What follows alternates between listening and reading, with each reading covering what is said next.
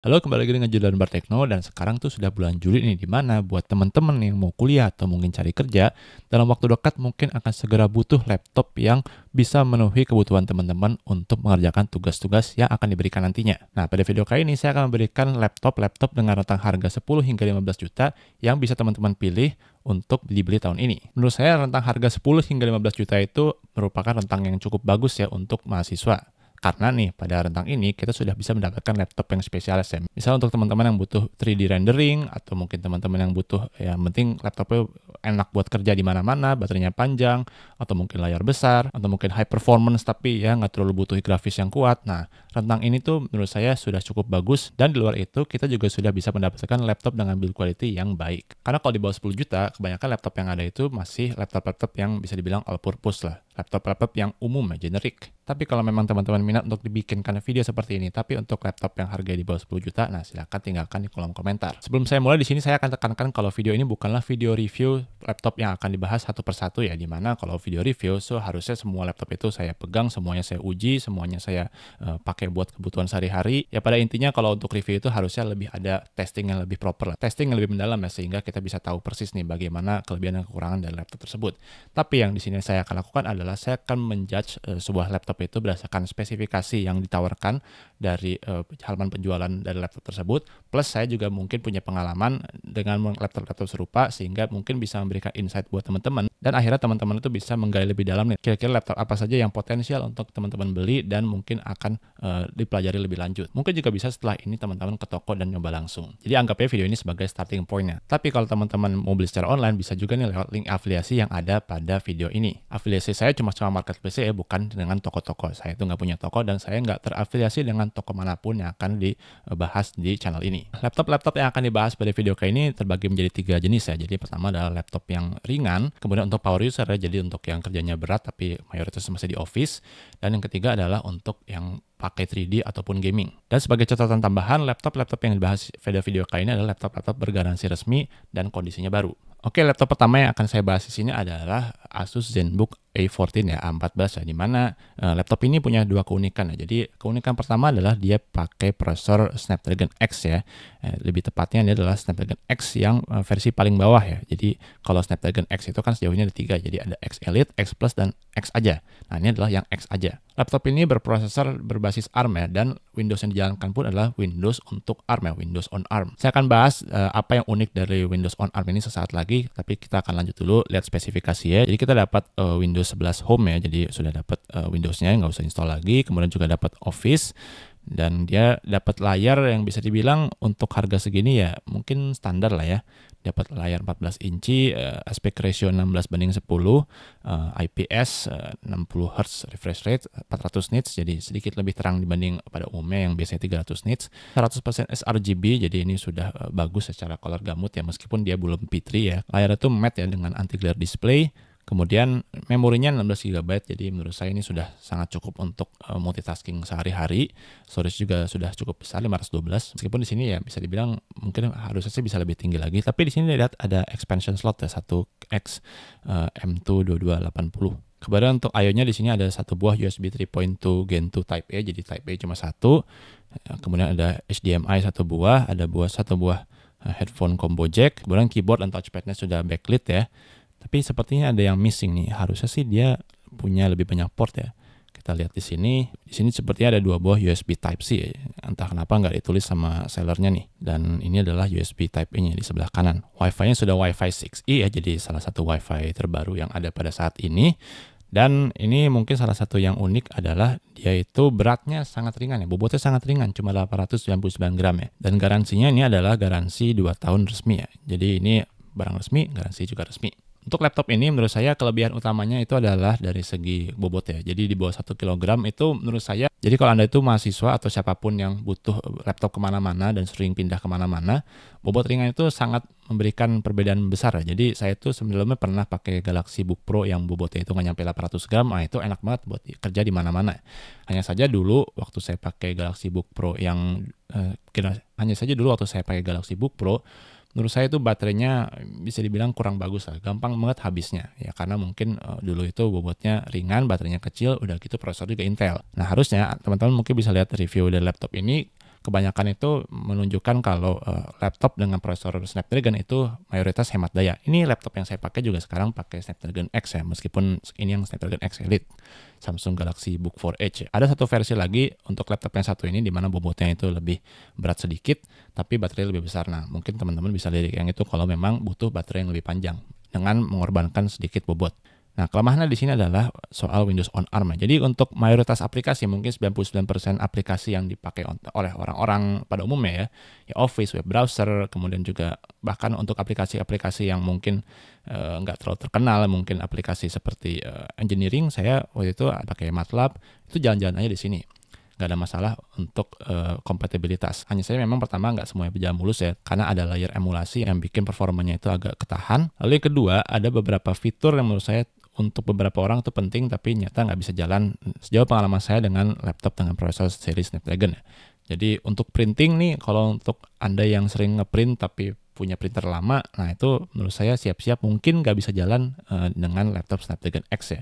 Saya juga nggak tahu kenapa, kalau saya sendiri nggak ada masalah, karena kalau saya itu kalau di kantor itu pakai printernya wireless, jadi saya biasanya pindahin dulu ke HP, kemudian printing dari app yang ada di HP. Mungkin untuk printer-printer modern jalan, tapi untuk printer-printer yang ada di sekeliling saya, minimal saya sudah coba 2 printer, dua-duanya bisa wireless dan bisa wired, dua-duanya nggak bisa. Lalu yang kedua, kalau buat teman-teman yang mungkin butuh VPN untuk bekerja, nah itu aplikasi VPN beberapa itu nggak jalan ya. Jadi kalau yang saya pakai itu namanya apa, Surfshark ya. Nah itu nggak jalan. Nah saya nggak tahu untuk VPN lain, tapi ya, mungkin perlu hati-hati aja. Tapi overall menurut saya ini adalah laptop yang cocok buat teman-teman untuk lirik ya. Kalau memang kebutuhannya sudah jelas di Office, di web browser, dan butuh baterai panjang dan ringan. Nah, tapi bagaimana kalau teman-teman itu butuh laptop ringan tapi nggak pengen Snapdragon? Nah, ada opsi lain nih. Jadi di sini ada yang namanya HP Pavilion Aero ya. Nah, ini dia pakai prosesor berbasis x86 pada umumnya ya. Jadi dia tuh pakai AMD Ryzen 7. Nah, kita akan lihat lebih detail spesifikasinya. Jadi itu punya RAM 16 GB, storage-nya lebih besar ketimbang yang tadi Snapdragon itu 1 TB. Kemudian juga operating sistemnya sudah dapat AMD Ryzen 7 ya, dapat AMD Ryzen 7 8840. Jadi ini salah satu yang paling baru, meskipun yang bukan yang paling atas ya, karena paling atas itu adalah Ryzen AI pada saat ini. Displaynya sedikit lebih kecil, 13,3 inci. Kemudian juga keyboardnya sudah full size backlit ya, jadi ini sudah backlit juga. Kemudian wirelessnya itu dia nggak dituliskan dia Wi-Fi berapa. Battery life-nya sih klaimnya 11 hour 30 minutes ya. Saya sebenarnya agak skeptis kalau untuk pemakaian nyata ya. Tapi ya untuk AMD biasanya sedikit lebih hemat ketimbang Intel, jadi ya mungkin ada benernya.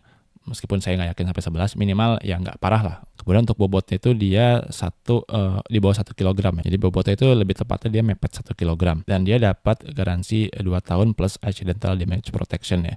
Nah, HP Pavilion Aero itu memang sudah bertahun-tahun dia itu merupakan model laptop yang bisa dibilang tuh dia ringan, tapi tetap performanya itu cukup baik ya. Dan ini adalah HP Pavilion ya, bukan HP misalnya 14. Jadi ini adalah HP kelas tengah lah. Ini bukan laptop yang high end, tapi nggak bisa dibilang low end juga. Jadi kalau buat teman-teman yang pengen laptop ringan tapi pengen main aman juga, dengan baterai yang mungkin ya bisa dibilang oke-oke aja, nggak hebat, ini mungkin bisa dilirik. Yang berikutnya kita akan masuk ke laptop, teritori laptop yang bisa dibilang high performance ya, tapi bukan yang graphics heavy ya. Jadi ini untuk teman-teman yang multitaskingnya itu berat. Jadi mungkin teman-teman buka Office, kemudian juga web browser, kemudian juga mungkin type banyak, dan mungkin ada beberapa simulasi program yang cukup berat. Laptop tipe ini adalah laptop yang cukup cocok ya. Tapi di sisi lain teman-teman juga nggak pengen laptop yang terlalu berat seperti laptop gaming. Laptop yang akan saya sebutkan dalam section kali ini, bagian kali ini, adalah laptop yang mungkin cocok buat teman-teman. Jadi di sini adalah Lenovo Yoga Slim 7 yang 14 inci. Sudah punya layar OLED Touch dan Core Ultra 5 ya. Ini adalah salah satu prosesor terbaru dari Intel, meskipun bukan yang paling baru karena paling baru itu adalah 225 ya. Jadi di sini angkanya adalah 2. Dan Ultra ini penamaan prosesor Intel yang baru yang menurut saya itu agak ngebingungin. Tapi pada intinya ini adalah salah satu prosesor terbaru dari Intel. Jadi apa yang spesial dari laptop ini? Ini pertama harganya itu saya sudah mepet 15 juta ya. Dan secara spesifikasi di atas kertas itu bisa dibilang jauh banget value-nya kalau kita bandingkan dengan laptop Snapdragon X yang tadi ya. Jadi di sini kita lihat dia itu punya prosesor Intel Core Ultra 5 125H ya. Jadi ini yang seri H, jadi dia punya 4 performance core, 8 efficiency core. Jadi kalau biasanya itu kan laptop yang hemat daya itu mungkin yang cuma punya 2 performance core, ini kan punya 4, jadi jauh lebih banyak. Ya ini kita bisa expect kalau laptop ini performanya bisa tinggi ya, selama Lenovo-nya sendiri itu nggak ngetahan dan coolingnya juga cukup. Grafiknya Integrated Graphics ya wajar karena ini bukan laptop gaming ataupun laptop yang graphics heavy ya. Memorinya 16 GB, nggak bisa di-upgrade, tapi minimal sudah LPDDR5 ya, DDR5, jadi sudah teknologi memori terbaru. Storage 512 GB, jadi bukan yang paling besar, tapi ya mungkin sudah cukup besar untuk mayoritas orang. Kemudian dia juga bisa di-charge dengan USB Type-C ya, seperti yang kita sudah temukan di laptop-laptop yang saya sudah sebutkan sebelumnya. Layarnya sendiri ini cukup besar, jadi 14 inci dan 16:10 ya, 1920 x 1200, jadi sudah meninggi sedikit ya. Kecerahan layarnya juga di atas rata-rata 400 nits, meskipun bukan sesuatu yang spektakuler ya, yaitu glossy, jadi bukan matte seperti yang ada pada Snapdragon tadi, dan layar itu sudah mencakup color gamut 100% DCI-P3. Jadi buat teman-teman yang mungkin butuh akurasi warna terbaik setelah dituning layarnya, ini salah satu pilihan yang bisa dipilih ya. Layarnya sih cuma 60 Hz, jadi bukan layar high refresh rate, tapi mungkin bukan pasarnya juga dan mungkin bisa lebih hemat daya. Keyboard sudah backlit, materialnya juga sudah pakai aluminium top dan bottom ya. Dan bobotnya juga sebenarnya nggak berat-berat amat, 1,4 kg itu ya sekitar ya 10% lebih berat ketimbang MacBook Air lah. Ini nggak berat-berat banget, dimana kalau laptop gaming itu bisa 1,7 ke atas, biasanya sih di atas 2 ya. Interface-nya di sini ada 1 buah USB Type-A, 2 buah USB Type-C, HDMI dan headphone jack ya. Jadi menurut saya ini sangat-sangat cukup lah. Dan karena ini laptop Intel, tentu saja dia dapat teknologi Thunderbolt ya buat teman-teman yang membutuhkan. Nah, garansinya bagus nih, dia dapat 3 years ya, 3 tahun accidental damage protection ya. Di sini nggak disebutkan sih dapat Office atau enggak, tapi asumsi saya sih dapat, mungkin bisa dicek di tokonya. Nah, kalau di gambar ini kan kelihatannya ada ya, built-in OHS, Office Home and Student 2011. Jadi harusnya sih dapat Office. Oke, untuk laptop ini kesan yang saya dapatkan ini adalah laptop yang bisa dibilang high performance all purpose. Jadi ini laptop yang bisa dibilang tengah-tengah banget lah. Jadi performanya itu oke, jadi pakai prosesor yang kelas H. Kemudian ukurannya nggak terlalu kecil, 14 inci. Harusnya sih ada ruang cukup untuk cooling, meskipun mungkin bukan yang terbaik ya coolingnya. Kemudian juga dia dapat layar yang sudah OLED touchscreen. Jadi ya bisa dibilang ini secara visual mungkin akan sangat oke. Dan dia juga sudah seri Yoga ya. Jadi ini bukan Lenovo IdeaPad. Jadi sudah salah satu yang high end ya, meskipun mungkin bukan yang paling high end. Saya sejujurnya nggak menemukan kelemahan khusus pada laptop ini. Mungkin di luar ya ini adalah laptop yang general ya. Jadi ini bukan laptop yang spesifik mungkin buat gaming atau yang ringan banget ya. Jadi buat teman-teman yang pengen main aman banget, ini adalah salah satu yang bisa dipilih ya. Nah, ngomong-ngomong main aman, ini juga salah satu pilihan yang bisa dipilih kalau teman-teman pengen main aman ya. Ini adalah Lenovo Yoga juga, Yoga 7, tapi ini adalah model yang 2-in-1 dengan prosesornya tuh kali ini Ryzen ya, Ryzen 5. Ryzen 5-nya juga sudah yang seri H ya, ini 8640HS. Jadi kita lihat spesifikasi di sini Ryzen 5 8640HS. Jadi ini bisa dibilang mungkin ya bersaing dengan Core Ultra 5 yang tadi lah. Kemudian di sini memorinya 16 GB sama-sama LPDDR5.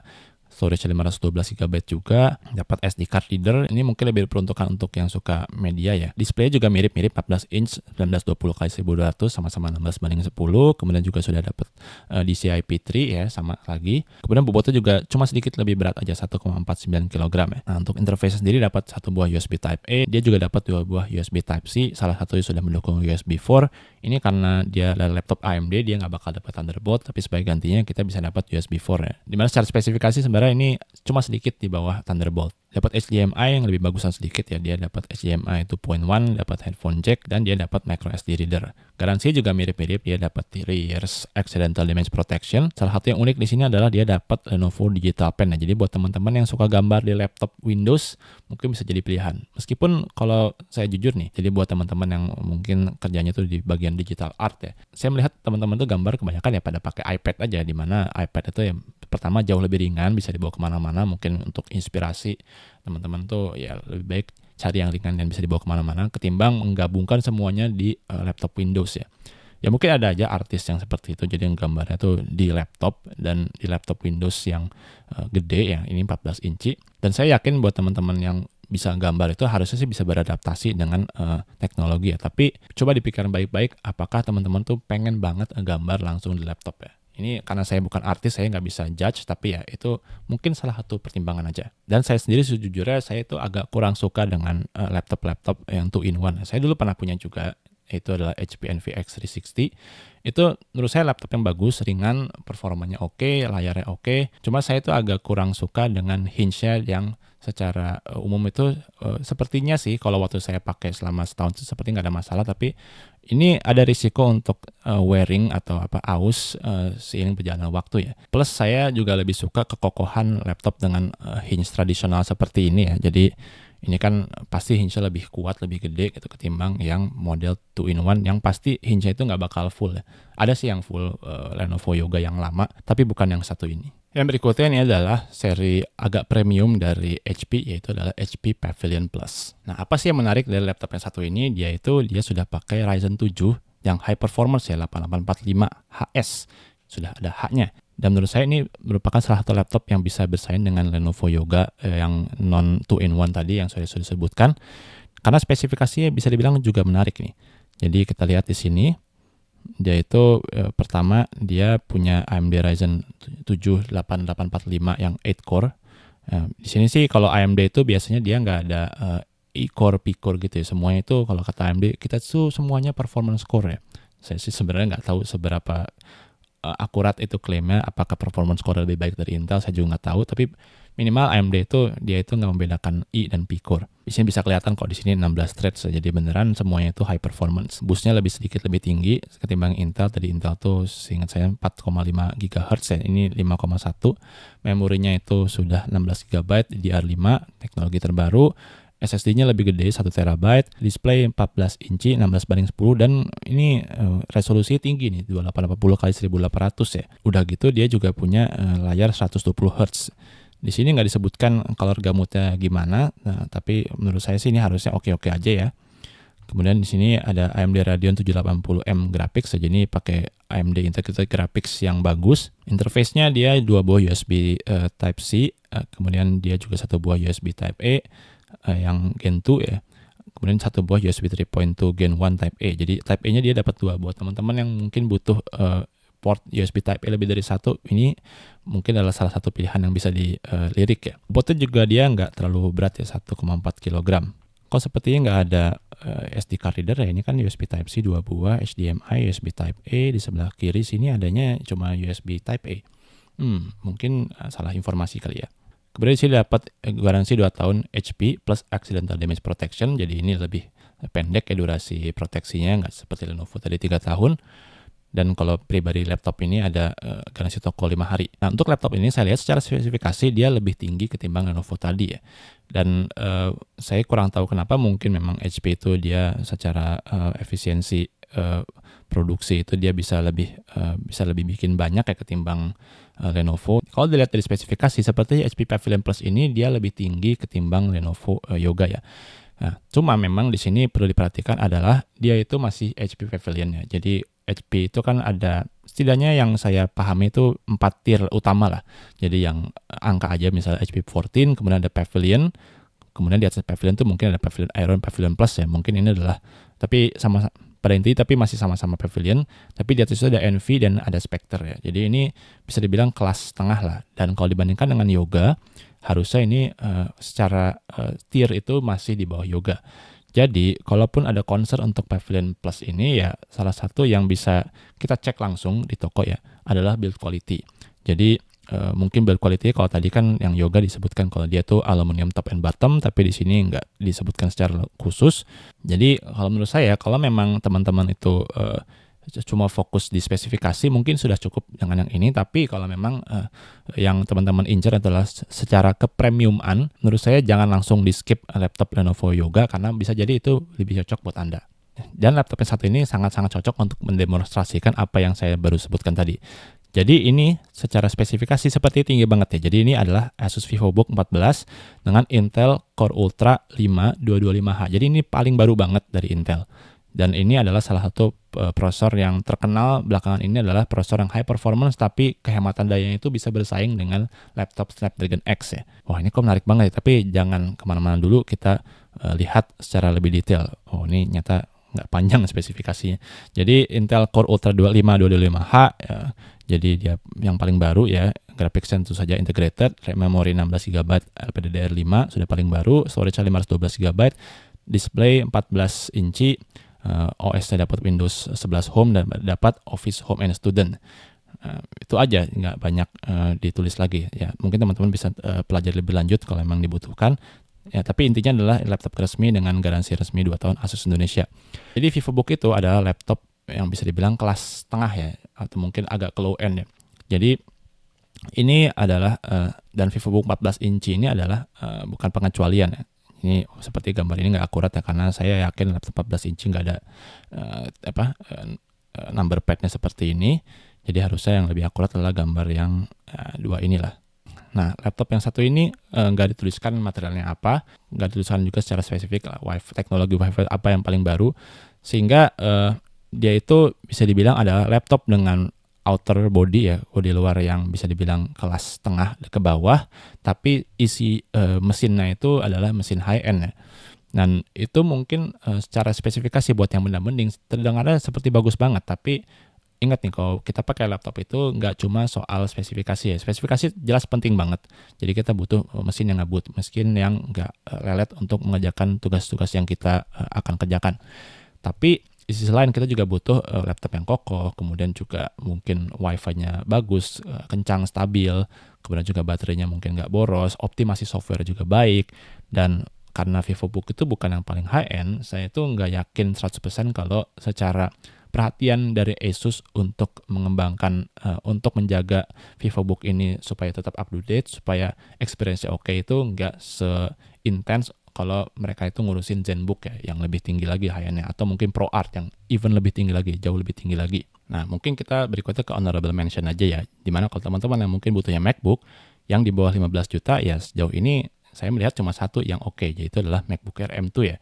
Dimana kalau untuk harga di bawah 15 juta ini, atau lebih tepatnya hampir 14 juta, 13,8 juta, itu dia punya prosesor M2 dengan RAM 16 GB, tapi storage-nya 256 GB.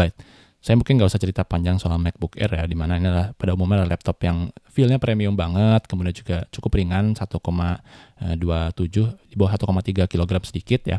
Kemudian juga keyboard enak, trackpad-nya akurat, layarnya juga secara color gamut oke, akurat juga. Tapi ya dia tuh menjalankan macOS ya, dimana mungkin ini bukan buat semua orang ya. Saya sudah banyak bikin video soal macOS dan MacBook Air di channel ini, dan sudah ada juga review khusus untuk MacBook Air M2, meskipun yang saya pakai itu yang model 512 GB. Ya pada intinya ini adalah laptop yang sangat oke kalau teman-teman tuh memang oke dengan macOS ya. Kalau mungkin kerjaan itu di sekitar office, web browsing, kemudian juga mungkin video editing oke banget sih pakai MacBook. Hanya saja nih untuk yang tipe yang sedang dijual saat ini adalah yang tipe 256 GB storage dan RAM-nya 16 GB. Secara umum, memang saya pasti mungkin memilih, ya udah kalau kita harus memilih antara storage atau RAM, saya pasti pilih RAM ya, karena storage itu kan bisa di-upgrade, atau storage itu kan bisa pakai eksternal. Nah, masalahnya untuk MacBook Air M2 ini, dia itu storage yang nggak bisa di-upgrade, pertama. Kedua, model yang 256 GB itu storage speed-nya itu cuma setengah yang 512 GB, karena Apple itu menggunakan NAND chip yang cuma pakai single NAND chip ya. Sementara harusnya tuh kalau memang mau kencang itu dia meskipun 256 dia tuh pakai 2 kali 128 GB chip ya. Ya itu nggak tahu kenapa cuma terjadi di M2, di M3 nggak kenapa-kenapa, M4 juga nggak kenapa-kenapa. Itu salah satu yang bisa jadi catatan aja. Tapi menurut saya secara umum MacBook Air itu adalah laptop yang sangat bagus, sangat premium, sangat enak buat ngetik-ngetik selama Anda itu paham dengan batasannya. Oke, berikutnya kita masuk ke kelas gaming ya. Bisa dibilang kalau untuk laptop kelas 10 hingga 15 juta itu ya kita nggak banyak-banyak banget pilihannya. Jadi yang pertama akan kita lirikin adalah laptop HP Victus ya, dimana dia itu pakai AMD Ryzen 7, Nvidia RTX 4050 yang kelas laptop tentu saja. Jadi ini sudah pakai yang paling baru karena kelas yang seri 4 ya. Kemudian juga pakai AMD Ryzen 7 8845HS. Jadi kalau teman-teman jeli tadi sudah kita lihat ada laptop yang pakai AMD Ryzen 7 8845HS tapi bukan gaming, ya ini prosesor yang sama. Jadi mungkin ini bukan prosesor paling high-end yang bisa ditempatkan pada laptop kelas gaming. Layarnya itu ya bisa dibilang cukup besar, 15,6 inci ya standar untuk laptop gaming. Tapi ini jelas dia tuh 16:9 ya, bukan 16:10. Ya wajar sih kalau laptop gaming kadang emang lebih prefer ke 16:9 demi gaming itu lebih enak. Pakai Wi-Fi 6 bukan yang 6E ya. Kemudian battery life-nya ini 7 hour 40 menit. Saya nggak yakin sih laptop gaming itu bisa tahan selama ini, apalagi kalau dipakai gaming mungkin cuma tahan 1-2 jam doang. Kemudian untuk bobot itu ya ini kita nggak bisa expect lebih ya. pasti berat 2,29 kg. Karena barang resmi tentu saja dia dapat garansi 2 tahun plus accidental damage protection. Oh, salah satu kelemahan di sini dia masih pakai memori 8 GB meskipun ini bisa di-upgrade. Untuk Windows dia dapat Windows 11 di sini dan dia tuh dapat built-in Office Home and Student. Mungkin saya nggak bisa berkata-kata banyak soal laptop gaming untuk harga segini ya, karena ini mungkin bisa dibilang masih cukup entry level ya. Meskipun belakangan ini kadang-kadang suka ada laptop gaming yang sudah di bawah 10 juta ya. Tapi pada intinya untuk laptop kelas seperti ini dia tuh mungkin masih relatif adem ya, karena performa dari 4050 kan ya bisa dibilang untuk GPU itu ya biasa aja, bukan yang paling kencang. Dan biasanya laptop gaming itu SKU-nya banyak kan, ada yang 4060, 4070, dan chassis dalamnya juga biasanya didesain untuk menampung laptop gaming dengan spesifikasi tertinggi dalam bodi yang sama ya. Jadi bisa dibilang nih kemungkinan sih laptop ini nggak akan secara maksimal bisa memanfaatkan kemampuan coolingnya ya. Dan ini penawaran dari Lenovo, dia itu relatif lebih murah ketimbang yang tadi sebelumnya, dia itu adalah Lenovo Lock ya. Dan ini kalau secara spesifikasi dia itu overall lebih rendah ya. Jadi dia pakai RTX yang tahun sebelumnya, bukan tahun segenerasi sebelumnya, cuma pakai Intel Core i5 ya 13480HX. Kemudian memorinya di sini 1x12 SODIMM DDR5. Jadi ini agak aneh ya. Jadi memorinya itu 12, bukan 8, bukan 4. Ya mungkin ini adalah memori yang ditanamnya 12 GB, tapi kita masih bisa upgrade sampai 32 GB ya. Jadi harusnya sih ini desainnya dia satu single memory slot ya. Jadi kita bisa tambahkan satu slot lagi untuk mendapatkan RAM yang nggak cuma lebih besar, tapi harusnya juga bisa lebih cepat karena dia kerjanya itu tandem. Storage-nya relatif kecil, 512 GB untuk laptop gaming. Kemudian displaynya 15 inci Full HD IPS 300 nits ya. Color gamutnya bisa dibilang cukup oke loh, ini 100% sRGB. Karena nggak semua laptop gaming murah itu dapat 100% sRGB, bisa jadi lebih rendah. Dan bagusnya dia dapat layar 145Hz dan dapat G-Sync ya. Untuk operating sistemnya dia dapat Windows 11 dan sudah dapat Office ya. Portnya cukup dermawan, dia dapat 3 buah USB Type A, 1 buah USB Type C. Enggak juga berarti ya, USB Type C dikit banget. HDMI-nya sudah 2.1, kemudian dapat Ethernet juga nih buat teman-teman yang mungkin pengen mainnya itu totalitas, nggak pengen ngelek-ngelek karena efek Wi-Fi. Dapat headphone jack dan tentu saja dapat power connector ya, nggak di-charge dengan USB Type C. Bobotnya dia lebih berat lagi ketimbang yang HP sebelumnya itu, dia dapat 2,38 kg ya. Jadi ya ini siap-siap aja kalau beli laptop gaming itu Anda harus bawa laptop gede kemana-mana, udah gitu berat lagi. Ya overall ini menurut saya cukup cocok buat teman-teman yang mungkin lebih terbatas budgetnya ya. Jadi Intel Core i5 itu dia bukan generasi paling baru, karena sudah ada yang 14 dan sudah ada juga yang Intel Core Ultra yang H ya. Dan ini juga RTX-nya itu generasi yang sudah agak lawas ya. Tapi mungkin buat teman-teman yang nggak budget terbatas, ini menurut saya masih sangat oke kok. Dan ini adalah laptop terakhir ya yang akan saya bahas pada video kali ini, yaitu adalah Asus TUF ya. Jadi ini penawaran dari Asus yang spesifikasi menurut saya juga mungkin mirip-mirip dengan sebelumnya dengan beberapa downgrade dan upgrade ya. Jadi ini harganya kita lihat dulu di 14 juta. TUF itu memang bisa dibilang yang paling bawah lah untuk gamingnya Asus. Dia tuh dapat RTX 4050. Menurut saya ini ya kita bisa expect ya cukup oke. Nah, AMD Ryzen-nya itu dia yang agak lama sedikit, bukan yang 8000 series tapi 7000 series. Tapi ya harusnya sih nggak akan beda jauh ya. Kemudian ini dapat display 15 inci Full HD IPS level. Sudah 100% sRGB meskipun untuk Adobe-nya itu nggak nyampe 100%. Refresh rate-nya sudah 144 Hz ya, jadi sudah oke buat kompetitif gaming. Kemudian RAM-nya bagus nih, dia dapat 16 GB langsung ya. Tadi kan sebelumnya ada yang dapat 8 dan dapat 12. Ini nggak nanggung-nanggung kasihnya langsung 16 GB RAM. Storage-nya ya bisa dibilang oke, menuju ke kecil ya, 512 GB karena game sekarang gede-gede. Kemudian wireless-nya itu dia dapat Wi-Fi 6, jadi harusnya oke. Meskipun bukan paling baru ya, sudah ada Wi-Fi 6E dan Wi-Fi 7 juga sudah ada. Untuk portnya dia dapat 1 buah headphone jack, kemudian 1 buah HDMI 2.1, 2 buah USB Type A, USB Type 2-nya juga ada, Type C sama-sama cuma 1. Ada dapat RJ45 Ethernet port juga. Oh, ternyata dapat satu lagi USB Type C-nya tuh dia dapat USB 4 support display port ya. Kemudian karena ini barang resmi, ini adalah garansi resmi Asus 2 tahun ya.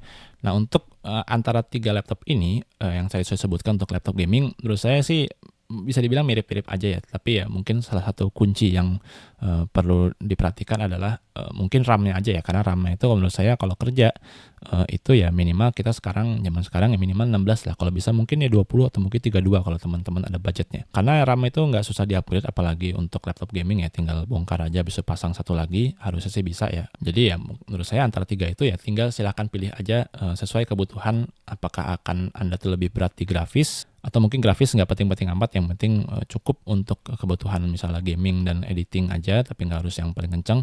Tapi mungkin bisa lebih murah, atau prosesor bisa lebih baru yang pakai AMD Ryzen 8000 series. Oke, demikian aja videonya dari saya. Ini mungkin sudah agak kepanjangan ya. Apakah teman-teman ada pilihan yang menarik hati nih dari sekian laptop yang saya sudah sebutkan? Nah, silakan tinggalkan di kolom komentar. Saya Julian, terima kasih telah menonton.